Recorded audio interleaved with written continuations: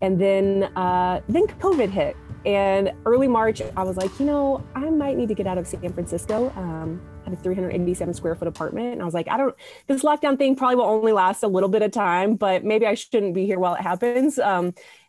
So thankfully I flew out on March 15th and San Francisco had shelter in place by March 16th. So kind of got out right in time.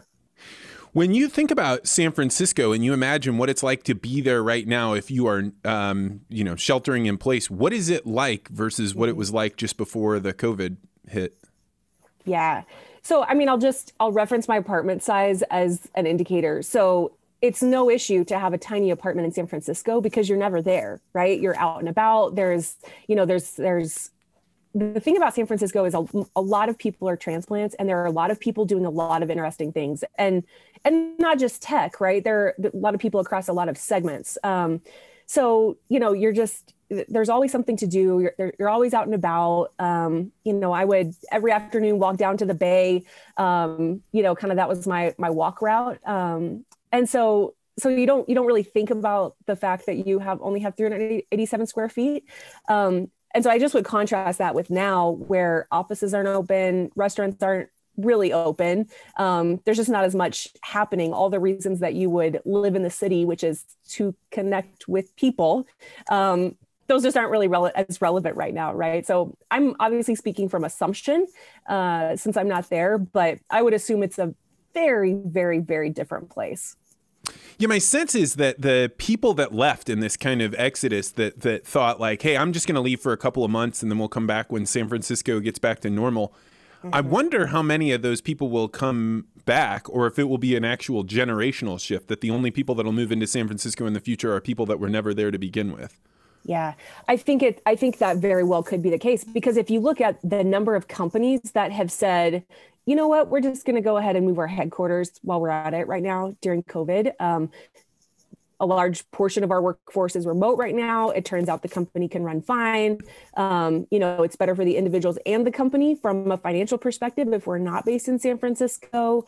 So I think I say that I read a blog yesterday by a VC that I follow, and he said, there will still be a concentration of startups and venture activity in San Francisco. He said, I don't really expect that to change. He said, what I expect to change is this idea of kind of the rise of everywhere else, right? That now we've got founders everywhere else. We've got companies operating everywhere else. We've got VCs that used to only want to get on a plane to Austin or Boston from San Francisco. They've now realized, well, you know what? I could invest in a company in Columbus, Ohio, because I've figured out how to get comfortable getting to know a founder and getting to know the business via Zoom. So it's not so much that, San Francisco is going to totally go away. It's just that everywhere else is going to, elevate in terms of, the amount of venture activity as a measure for startup activity, right? Yeah, I saw the mayor of Miami saying, hey, if you're leaving California, you should come here. And underneath his tweet were people saying, well, the reason that we were in California was not necessarily because we love California, but it gave us some protections that made it possible for tech to have that fast turnover, not least of which is in California, you're not allowed to impose a non-compete. Right. And so you'd have these high talent tech people that wanted to work in one space for 2 years, and they didn't want to have to wait 6 months, a year, 18 months before they could go work somewhere else. So now you're seeing this impetus of local bureaucracies to say, hey, we have a reason to change some of our local laws because there's this chance to grab some of the influx. I wonder if California just gave away their biggest competitive advantage was that they were a gravity well. They were the place where tech went, and now they won't have that same drawing power. And if everybody has to live in 380 square foot apartments, or like where I was in DC, a 480 square foot apartment, they're going to opt for other things, at least as they're in the kind of older years.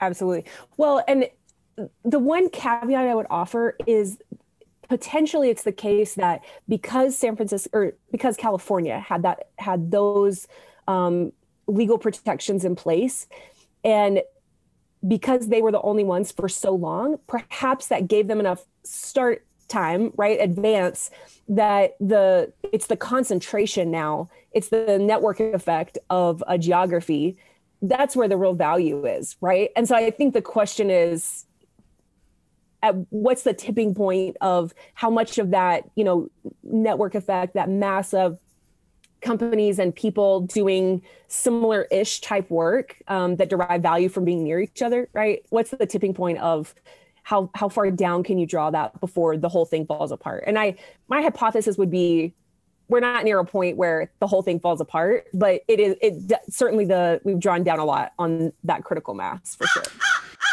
Thanks for checking out this podcast short. If you like this interview, make sure you hit the like and subscribe button and hit that bell so you always get notified about this podcast. And if you're really interested in conversations like this, you may want to consider joining the Articulate Ventures Network. To find out more, go to network.articulate.ventures.